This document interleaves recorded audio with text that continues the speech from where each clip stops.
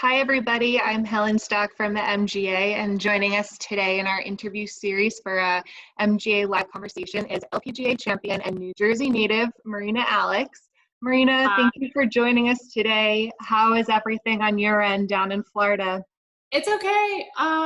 We're trying to get back to some semblance of a normal life. I don't know if it's good or bad. We'll see.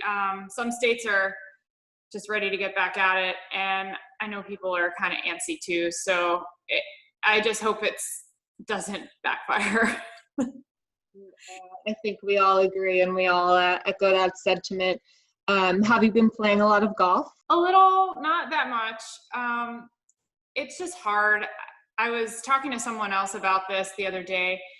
It's just tournaments seem so far away still, so I don't feel like I'm going out to play with a purpose. And if I'm going out to play, it's definitely in a fun capacity. Like if I have a friend or someone that wants to walk and play 9 or play 18, but it's definitely a much different vibe than if I was in season or getting ready for season. So it's been pretty relaxed. Sometimes I guess a break can be a good thing, and hopefully we'll get back to competitive golf soon enough.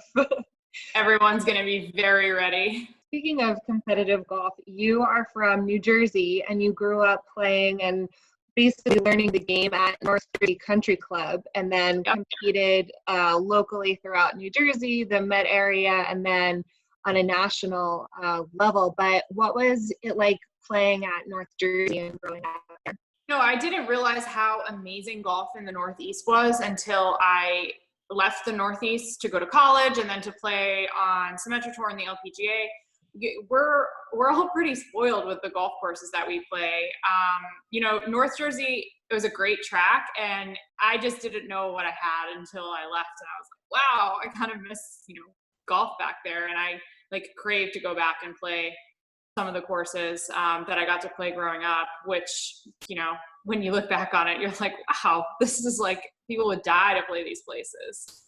From your days competing as a junior, what were some of those other great courses that you got to play in this area? What are some of your memories?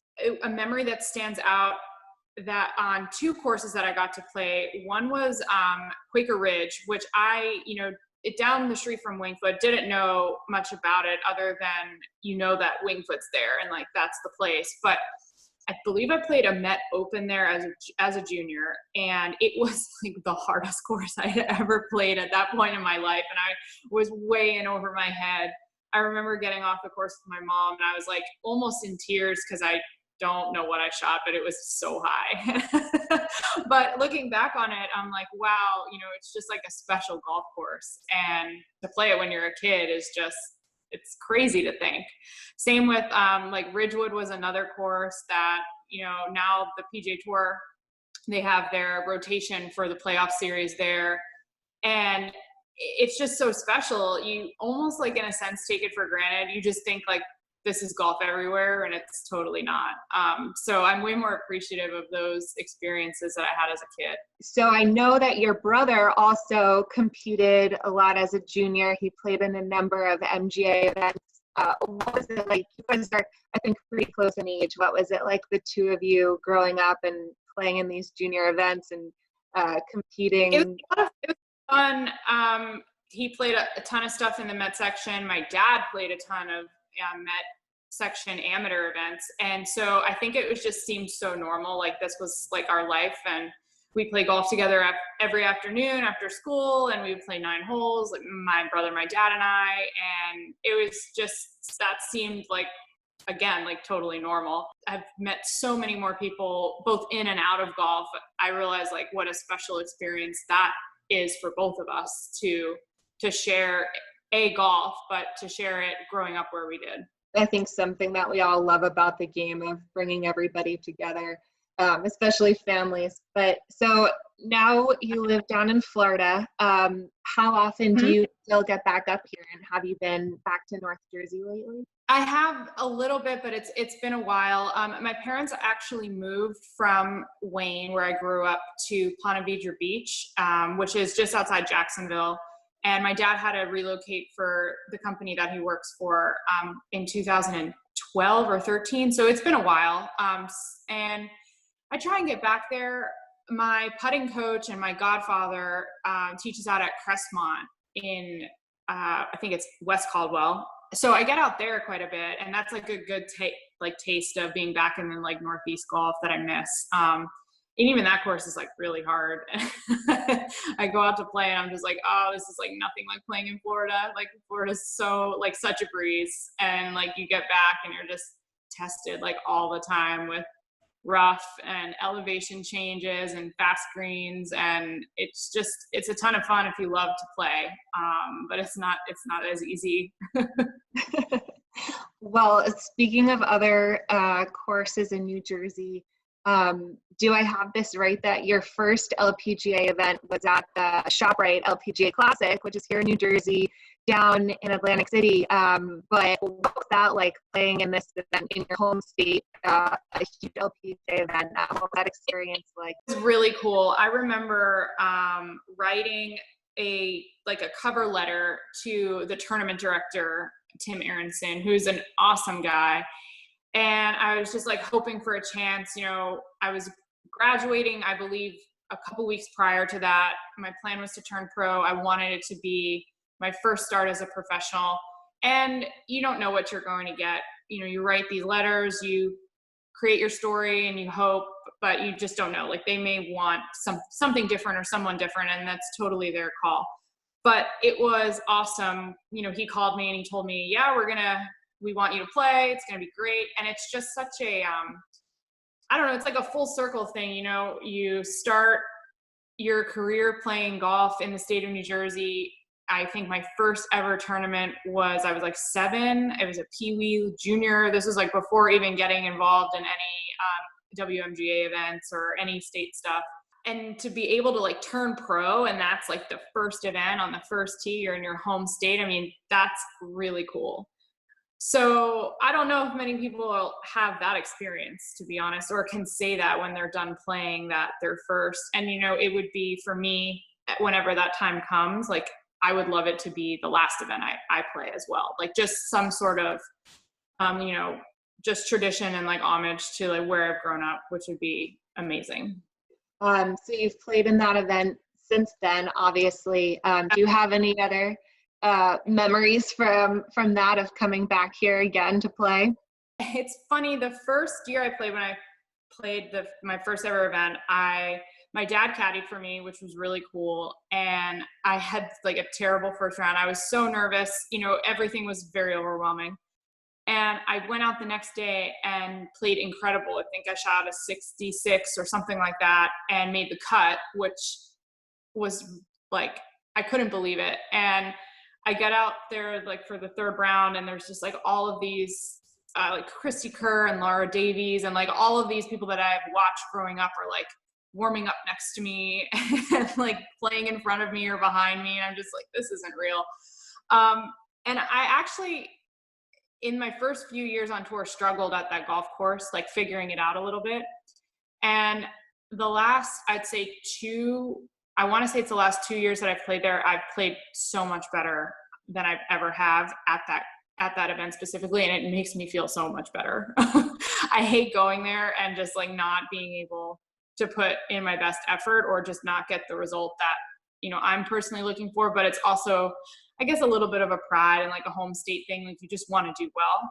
And so to be able to have done that the last couple of years is really like, I love it. My friends come to watch me from high school. It's like really cool. It's just nice to like have a very home feeling. But sort of going back to those days and that first year you played, then from there you played on the Symetra Tour for a couple of years, and then earned full LPGA status. What was that sort of journey like for you? And do you have any advice that you would give to somebody who's on that same path or looking to be? Yeah, it's a grind, but you know what? It's fun. You enjoy it for what it is. Your goal obviously is to move past that. It's to, you know, be the best in the world, or whatever your goals may be. LPGA or PGA Tour tournament winner, major champion, like everyone has those aspirations, but you know, it's a process to get there. It doesn't just happen overnight. And so for me, and I'm sure for other players who played Symetra and who are playing Korn Ferry, you just really need to embrace and love that this is part of the process that you're going through currently, and not really, you want to move beyond it, obviously, but if you hate it because it's difficult, and it is difficult, traveling. I mean, I remember getting in my car and driving 13, 14 hours, like from stop to stop, and you're staying with people you don't really know, or you're staying in super cheap hotels, and you're carrying your bag, and it's like, oh, it's hard. I look back on it now, I'm like, I can't believe I did that. But if you don't embrace that for what it is, it'll kind of like weigh you down, I think, more than it should. And it'll maybe prevent you from moving past it. So you just learn to love it, and you learn to love what it's going to bring for you in the future by having success there. I look at it, it's not much different than any other career. When you are just getting out of college and you're getting a job in an industry, you're doing a lot of heavy lifting, a lot of hours, a lot of things. You're not making as much money as you'd like, but you know what? That's like the stepping stone. So it's really, that's just how it is. And it's the same for sports too. Just got to put in those dues, and you'll get the rewards down the line. Since then, I think you've had a very successful career so far, and still really going, but 20 top 10 finishes throughout your career, and then your first win was at the Portland Classic in 2018. Did you ever envision that kind of success when you were first starting out? No, I enjoyed my time in the Symetra, and I had success there. When I got onto the LPGA my first few years, I honestly didn't think I was going to make it. I really questioned a lot about just my ability. Was I going to get good enough to get to the next level? Sometimes it just doesn't happen, as much as you try, breaking through is difficult. I even don't know what allows some to make it and others not. When you look at people side by side, you're like, you see all that talent. I mean, there's a lot of other factors involved, but for me, there was a period where I questioned a lot of that. But my parents, they've always been so encouraging, and my dad, I don't think ever doubted it. My mom either. So I think having them kind of push me a little bit when it seemed like I was ready to maybe try something different. I gave it my best shot. It's not really working. They always were like, don't give up. You can find another way. You do this or try this. And I think just having my family, no matter how much I may have been hard on myself or feeling like this is just not working, they always seem to see the bigger picture, which is good. And having any kind of support like that to remind you that, it is like what I was saying before, a process. It's not just smooth sailing, and it's not just a straight rise to the top for everyone. So you just need to kind of power through those times. Do you think you had any sort of breakthrough at any point, or was it really just kind of the persistence? I think persistence, and I think being realistic in what was holding me back. And a lot of which was I needed to get better at putting. I needed to get better at my iron game. There were obviously statistical flaws between myself and the best players in the world. And for me, it's easy to look at that and be like, okay, how do I can fix that? It seems like, it's doable, but it's just how. That's the part that's tough. There's so many instructors out there. There's so many ways. There's all this equipment. There's so many variables that yes, help you get there, but also it can be overwhelming. And it's like, what's the right path? And, and I think that's the part that's difficult for people to find. But once you found it, you just don't see it any other way, I guess, if that makes sense. Like once you found your core group, whether it's a trainer or an instructor or maybe a mental coach, I don't know, everyone, is different. Once you find what works, I think personally the biggest mistake is not just sticking with it. Some people then look for change constantly, and that can be a bit of I think it could send you in a wayward path if you are not just sticking with what works. Well, clearly you found what works and are sticking with it. So when you got that win, what was that feeling like to win an LPGA event, to accomplish that first win? It must have just been almost indescribable. I didn't think it was real at first because there's been so many instances, and not even just, you know, on the LPGA, but Symetra and college and junior golf, you know, a lot of seconds, a lot of thirds, a lot of close, but not really, didn't feel like I ever had enough experience getting wins, like to make me feel like I could do it. There was a lot of my own self-doubt. So when it actually did happen, I was like, it happened? Like, really? And that, again, just, you know, you have to accept that you're going to maybe question yourself, doubt yourself, but then just move past it and keep pushing forward. If you let it consume you, or if you don't think that a different outcome will happen, it's often, it won't. You just need to be open to knowing that it can change at any point. Then you went on to play in the Solheim Cup last year in Scotland. When your name was announced to be a part of that team, was it sort of similar thoughts going through your head, or what was that reaction like? This is happening? What? You know, I never thought it would be me. I just felt like there was a lot of time outside looking in certain ways. You know, there are the top players and I'm so close, but didn't quite get there. I think it was a Curtis Cup that I almost made the team, but I was like first or second alternate, and that kind of like hurt. I felt like I was there, but not quite there. And, you know, it's nice to be there, to not be like clawing at the door, like hoping that it's going to happen. But honestly, the only way to do that is to stop looking at yourself like you're not the same as the other people that you're playing against.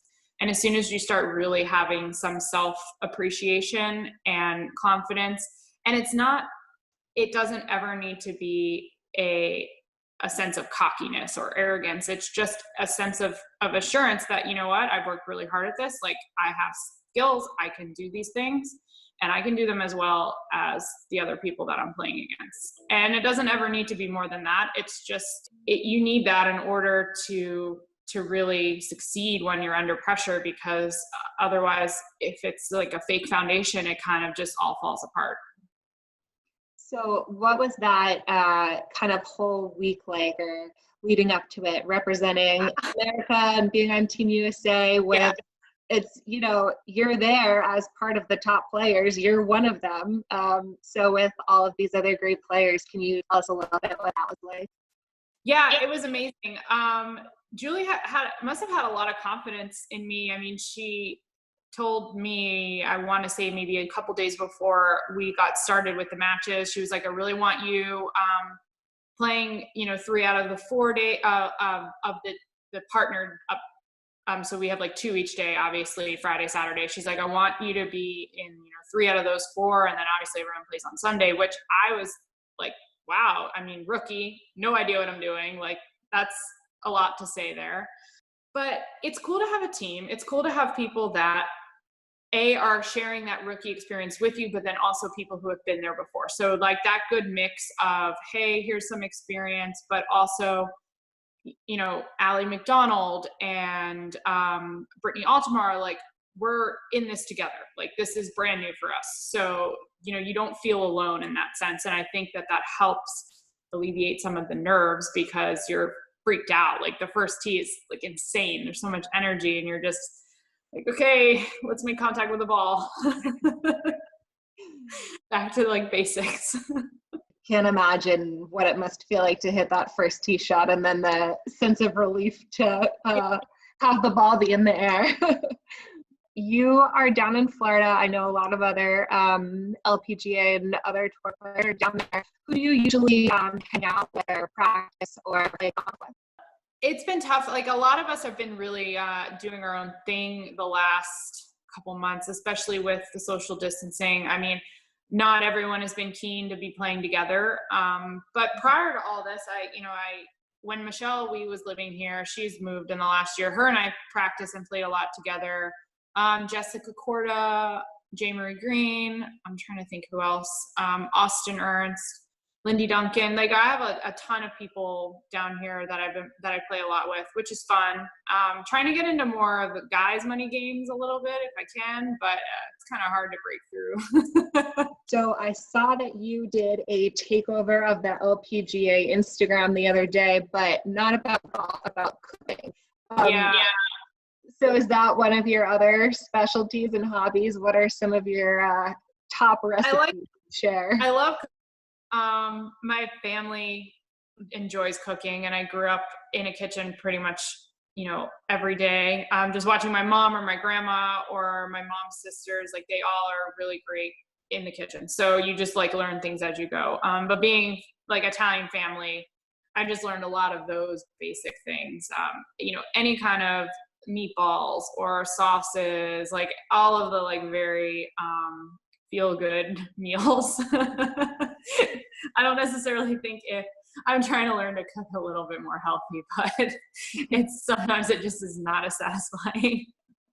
I feel, yeah. Have you had any successful quarantine recipes that you found? Yeah, I made a good, I took a stab at barbacoa, which is like a shredded beef, like that you would eat in a burrito or a taco, but I love slow cooked meat. So like whether it's pulled chicken, pulled pork, pulled beef, I love it. I love short ribs, like all of that kind of stuff. Pastrami, corned beef, anything that's been cooked for like ever is what I love. So I was like, oh, I'll give this a try. And it wasn't bad. I've cooked some short ribs too, which I enjoy. I'm a very, I guess it'd be like a savory eater. Not so much into sweets. I haven't even attempted baking. It kind of scares me. The whole like preciseness of it is just not for me. So I just stick with cooking. Like I can like, as long as you understand some basic cooking kitchen essentials, you can kind of like go in any direction at that point, as long as you just know how to cook certain things. Right. Well, we'll have to keep an eye out on Instagram for some more of your creations and recipes. We did have a question come in on our Facebook here, and you mentioned playing with your dad and with your brother. So the question was, when was the last time your dad beat you in a round of golf? I will say up until midway through college, maybe even into when I had turned pro, he would beat me every single time we played. I mean, and sometimes it would get close and I would think today's the day I'm going to beat my dad, and it never happens. It never happened. It would frustrate me to no end. But now he's getting a little bit older. He's not hitting as far as he used to. So I've been kind of roughing him up a little bit. The family rivalry, I like it. It makes it quite a fun competitive round. So the LPGA is getting kind of back on schedule in the next few months. What are, if everything goes according to schedule and goes according to plan, what is next for you? What are some of your upcoming events?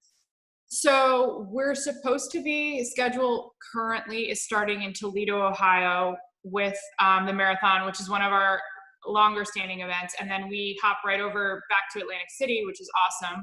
So I think it's great that, this whole situation is not ideal. I don't want people to misconstrue what I'm about to say, but to start the new season up with two of our oldest events, where people just like, they're more smaller local communities, like they really take pride in having us out there. And I think that it'll be really, whether it's fans or not, we will feel a sense of just, I guess, hominess, calm. Like it's just going to be nice to get started at events that we know and where like we know that we're loved very much. So I'm looking forward to it. And then looking ahead at the rest of the 2020 schedule, are there any events or courses that are on there that you're really the most looking forward to playing? Hoping that we go to the British Open, because we're supposed to play Troon, and I really love playing links golf. It's so different, but I think it's just a ton of fun.